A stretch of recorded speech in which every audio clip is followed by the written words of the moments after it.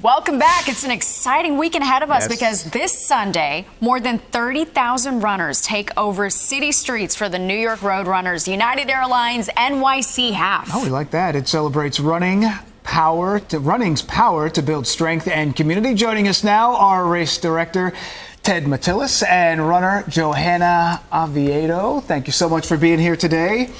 Thank you. Ted, just first, we finally have a nice day today. We can train. I mean, like, we can actually breathe. Like, when you see a day like this, are you like, thank God we can, like, it's okay. People can get out there and run. You know, you appreciate it more when you have days like this. Yesterday, I was out and about. We were chatting. We both live uptown New York. And what I love the most, everyone was outside. Yeah. The parks were full. People were sitting down and chatting. So people are reconnecting. It's the spring bloom, just like the United Airlines NYC half. Yes, you got to get off the tread and outside. And it's just so nice to be able to run outside now.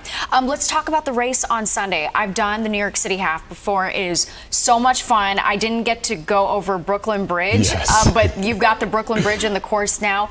But when you run through Times Square, it's the second time that you guys shut it down to run through. It ends in Central Park. It's an iconic route. Talk to us about it. It is. I mean, you hit all the points there. It's truly an iconic New York City tour of what you can get coming out in Brooklyn, starting next to the beautiful Brooklyn Museum there, which is where our start line will be. We made a slight modification to the start line to have everything on Eastern Parkway. And then from there, you make your way through Prospect Park, through Grand Army Plaza. And yes, once again, getting an opportunity to run over the Brooklyn Bridge, which is incredible. I tell the runners, look over to your right. You'll see the Manhattan Bridge. You run up underneath the bridge again as you make your way onto the FDR Drive through Times Square into the finish. Johanna, I wanted to ask you about your story. It's a story of strength and resilience, diagnosed with pancreatic cancer, and talk to us about your running journey after that. Yeah, I didn't used to run. Last time I ran was over 12 years ago. Wow. And then I was diagnosed with a neuroendocrine tumor at the head of my pancreas, and I had a Whipple,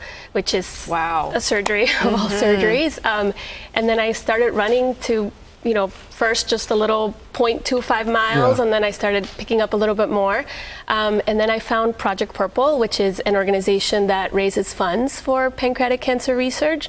And I signed up for a few more races, and then I ended up doing the New York City half last year for the first time. And so this year will be my second time doing it. I'm just in awe of you. I mean, pancreatic cancer, the Whipple, I mean, these are surgeries that are so difficult in recovery. I was going to ask how you're doing, but you actually say today you're doing better than you were pre-cancer? I'd say I'm healthier in a way. I mean, I'm definitely stronger. I can, I think my resilience is definitely high, and I can do a lot more. I never thought I'd be able to run 13.1 miles over and over again, and I've done it a few times now since the Whipple.